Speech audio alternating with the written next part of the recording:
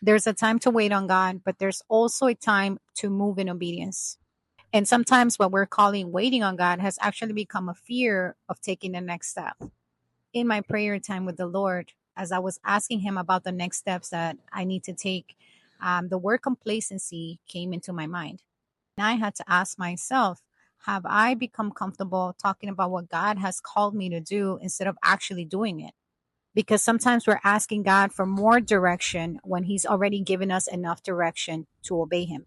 Maybe God has called you to start a business. Maybe He's told you to forgive someone.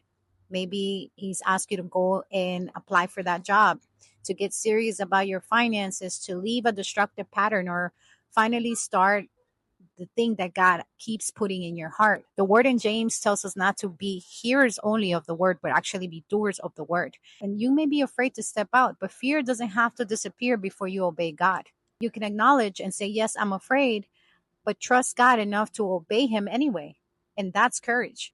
You don't need enough faith to see the entire road before you obey God. You just need enough faith as a mustard seed to take the next faithful step. So ask yourself, am I really waiting on God, or am I waiting for fear to disappear before I obey Him?